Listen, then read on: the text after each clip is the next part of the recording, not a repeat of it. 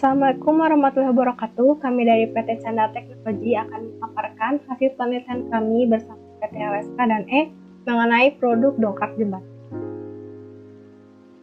Yang pertama, saya akan memperkenalkan tim kami terlebih dahulu yang berjumlah 3 orang. Yang pertama ada Hoki Ridho, lalu ada Oktaviani Rahmatul, dan yang terakhir ada Senti Windri Dwi.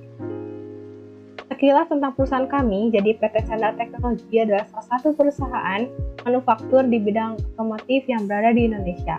PT Chandra sendiri telah berdiri sejak tahun 2001. Visi kami adalah menjadi perusahaan yang terkenal dengan kualitas dan layanan yang terbaik bagi pelanggan, serta menjadi inspirasi bagi perusahaan lain. Misi kami ada 3, yang pertama adalah dapat menyediakan produk berkualitas tinggi, lalu yang kedua memiliki karyawan yang berkompeten, serta memiliki lingkungan kerja yang terbaik, dan yang ketiga adalah kerjasama yang terjalin baik dengan perusahaan luar. Kita langsung masuk ke step yang pertama. Jadi di sini ada pertanyaan kuesioner yang sebelumnya telah kami bagikan kepada 30 pengguna dongkrak jembatan. Nah, dari jawaban-jawaban pengguna dongkrak jembatan, kita dapat menentukan kebutuhan konsumen. Yang pertama ada nyaman digunakan, ada kualitas yang bagus, lalu ada aman dipakai, desain yang menarik, serta kuat materialnya. Setelah itu kita membuat pohon tujuan dari kebutuhan konsumen tadi. Contohnya di sini ada nyaman. Lalu kita estimasi dari pemilihan bentuk handle. Seperti itu. Dan seterusnya di sini ada kuat, ada desain, ada aman, serta ada kualitas. Selanjutnya kita membuat black box dan transparan box dari produk dongkrak jembatan. Yang atas ini adalah black box, yang bawah adalah transparan box. Setelah itu kita dapat menentukan spesifikasi dari dongkrak jembatan yang dibutuhkan oleh konsumen. Yang pertama, berat dongkrak jembatan maksimal 50 kg, lalu beban dongkrak minimal 1 ton, tinggi dongkrak minimal 9 cm, panjang dongkrak jembatan maksimal 38 cm, serta harga berkisar antara Rp100.000 sampai Rp500.000. Untuk selanjutnya akan dipaparkan oleh rekan saya. Step yang kedua, pembuatan atribut customer. Bobot untuk atribut customer nyaman digunakan adalah 0%, kuat materialnya 30%, aman saat dipakai 40%, desain yang menarik 10%, dan tahan lama 20%. Selanjutnya, kita menentukan karakteristik teknik. Yang pertama, pemilihan bentuk handle, pemilihan kualitas bahan, pemilihan material rangka, pemilihan material ulir, pemilihan bentuk kaki penyangga, pemilihan fitur tambahan, pemilihan bentuk ulir, pemilihan material alas kaki tambahan, pemilihan material kaki penyangga, dan pemilihan bahan pelapisan. Selanjutnya, kita membuat rumah kualitas, korelasi antara karakteristik teknik dan customer attribute. Jika korelasi positif dan kuat bernilai 4, korelasi positif bernilai 3, korelasi negatif dan kuat bernilai 2, dan korelasi negatif bernilai 1. Selanjutnya ada pembangkitan alternatif, di mana setiap karakteristik teknik diberi 3 pilihan alternatif. Dan alternatif yang terpilih adalah bentuk handle 1, bentuk material rangka baja, kualitas bahan tahan lama, material alas kaki tambahan baja, material ulir baja, bentuk kaki penyangga ketiga, fitur tambahan roda, bentuk ulir bulat, bahan pelapisan cat, material kaki penyangga baja. Selanjutnya ini adalah sketsa produk dongkrak jembatan yang telah kami bikin. Step yang ketiga, di mana di step yang ketiga ini kita menentukan data antropometri yang digunakan, kemudian memilih dimensi produk yang digunakan. Bagian antropometri. Untuk komponen handle, variabel antropometri yang digunakan adalah lebar jari dan tebal telapak tangan genggam. Untuk komponen lengan bawah, variabel yang digunakan panjang telapak tangan. Untuk komponen lengan atas, variabel yang digunakan lebar tangan dan tebal telapak tangan genggam. Untuk komponen baut, variabel yang digunakan yaitu panjang jari. Selanjutnya, kita melakukan uji keseragaman data, di mana data yang seragam yaitu tebal telapak tangan genggam, data yang tidak seragam yaitu lebar jari, panjang telapak tangan, lebar tangan, panjang jari 1, panjang jari 2. Selanjutnya ada uji kenormalan data, di mana data yang berdistribusi normal yaitu lebar jari dan panjang jari 1. Data yang tidak berdistribusi normal yaitu lebar telapak tangan, tebal telapak tangan genggam, panjang telapak tangan, lebar tangan, dan panjang jari 2. Selanjutnya, uji kecukupan data, di mana semua data tidak cukup dikarenakan semua data out of control. Selanjutnya, dimensi komponen produk. Bagian antropometri lebar jari dipilih persentil 50% agar pengguna dengan persentil 5% dan 95% dapat dengan mudah memegang handle pada saat dioperasikan. Tebal telapak tangan genggam dipilih persentil 50% agar pengguna dengan persentil 5% dan 95% dapat dengan mudah memegang handle pada saat dioperasikan. Panjang telapak tangan dipilih persentil 50% agar pengguna dengan persentil 5% dan 95% dapat dengan mudah memegang bagian bawah dongkrak. Lebar tangan dipilih persentil 95% agar ukuran lengan atas yang lebar lebih memudahkan pengguna dalam membawa dongkrak, dan bagi persentil 5% dan 50% juga bisa dengan mudah membawa dongkrak. Tebal telapak tangan genggam dipilih persentil 50% agar pengguna dengan persentil 5% dan 95% juga dengan mudah membawa dongkrak. Panjang jari 1 dipilih persentil 50% agar pengguna dengan persentil 5% dan 95% juga bisa dengan mudah memutar baut. Panjang jari 2 dipilih persentil 50% agar pengguna dengan persentil 5% dan 95% juga bisa dengan mudah memutar baut. Selanjutnya adalah kami membuat gambar produk dongkrak jembatan 3D. Ini adalah produk dongkrak jembatan 3D yang kami buat. Untuk step selanjutnya akan disampaikan oleh rekan saya. Baik, di sini saya akan memaparkan step 4. Yang pertama, ada komponen produk. Di sini sudah terlihat jelas ada bill of material. Bill of material sendiri ini sendiri terdiri dari 4 level. Yang pertama level 0, level 1, level 2, level 3, dan juga level 4. Yang selanjutnya uraian perakitan. Ada 25 urutan proses dengan komponen pembentuk produk dan proses perakitan inti. Uji data, uraian proses 3, uji keseragaman data hasilnya seragam.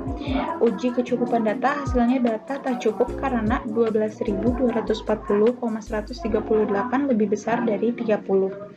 Yang selanjutnya, perhitungan waktu baku. Yang pertama ada waktu siklus dengan sigma xi per n sama dengan 329,840 dibagi 30 dihasilkan 11.661 detik.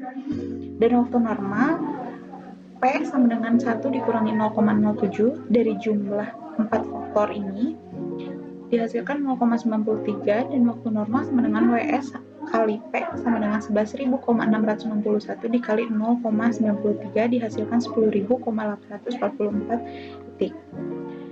Di perhitungan waktu baku ini sendiri menggunakan 7 faktor kelonggaran dihasilkan jumlah 15, WB sama dengan WN dalam kurung 1 ditambah L sama dengan 10.844 dalam kurung 1 ditambah 0,15 dihasilkan 12,47 detik. Lalu ada peta kerja sekarang. Yang pertama peta perakitan. Mari kita lihat.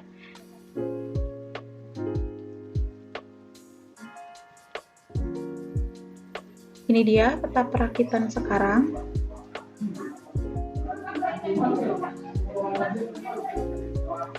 Masih sangat panjang prosesnya dan memakan banyak pemborosan waktu. Yang selanjutnya peta proses operasi. Kita lihat.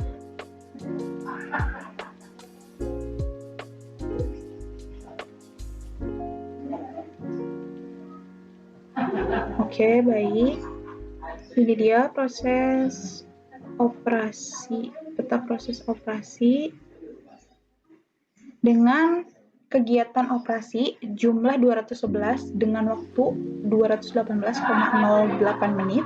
Lalu ada pemeriksaan dengan jumlah 18 dihasilkan waktu 16,55 menit, dan kegiatan gabungan dengan jumlah 25 dihasilkan waktu 77,7 menit. Total jumlah kegiatan yaitu 254 dan total waktu keseluruhan 312,33. Yang terakhir peta tangan kanan dan tangan kiri.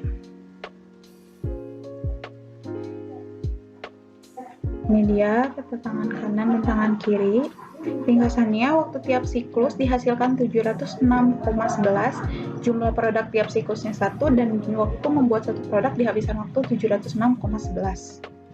Nah, untuk input dari modul 4 ini sendiri yaitu struktur produk, uraian proses dan urutan perakitan, lalu prosesnya ada uji keseragaman data, kecukupan data dan menghitung waktu normal dan juga waktu baku. Dan outputnya itu ada peta perakitan, peta proses operasi, dan peta tangan kanan dan kiri. Oke, masuk ke step 5. Di step 5 ini yang pertama ada identifikasi masalah menggunakan fishbone. Di fishbone ini terdiri dari 4 komponen. Yang pertama material, metode, mesin atau tools, dan man. Di layout usulan ada 17 komponen dari dongkrak jembatan. Dan layoutnya kurang lebih seperti ini. Masuk ke uraian perakitan, ada 21 uraian kegiatan dengan proses perakitan rinci. Di step sebelumnya terdapat 25 uraian kegiatan, dan di sini proses atau kegiatan yang tidak diperlukan kita buang agar menghindari pemborosan waktu dan juga supaya lebih efektif dan efisien dalam sistem kerja yang baru. Masuk ke uji data, uraian proses keempat. Yang pertama, uji keseragaman data, hasilnya seragam. Dan yang kedua, uji kecukupan data, hasilnya data tak cukup karena 8.232,701 lebih besar dari 30. Nah, masuk ke peta kerja usulan. Kita lihat yang pertama di sini ada peta perakitan usulan.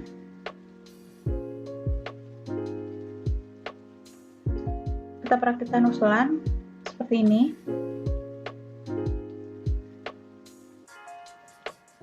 Lebih singkat. Masuk ke peta proses operasi.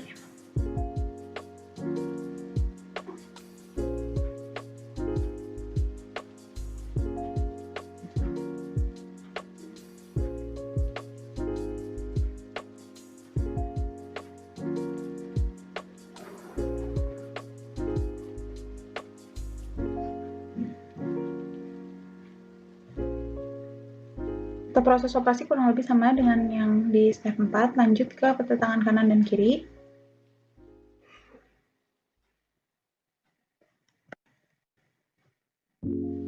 Ini dia peta tangan kanan dan tangan kiri.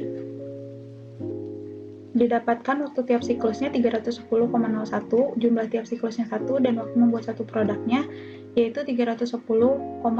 Artinya di peta tangan kanan dan tangan kiri yang sekarang itu lebih singkat dan juga tidak memakan banyak pemborosan waktu. Oke, di modul 5 ini ada input, proses, dan outputnya. Untuk inputnya sendiri itu adalah sistem kerja sekarang dan juga identifikasi masalah, dan prosesnya membuat layout usulan, uraian perakitan usulan, dan juga pengujian data. Untuk outputnya itu peta perakitan usulan, peta proses operasi usulan, dan peta tangan kanan kiri usulan.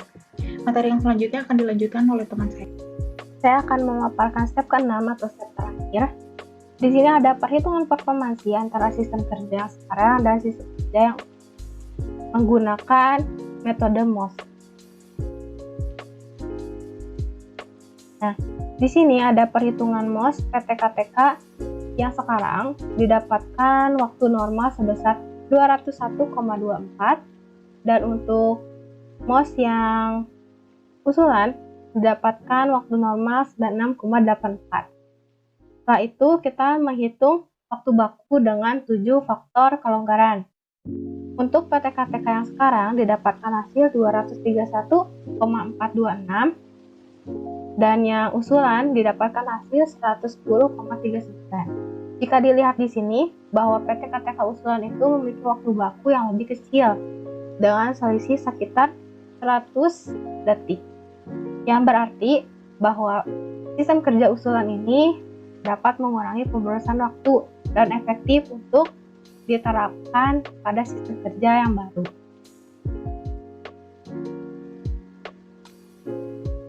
Mungkin sekian pemaparan dari kami.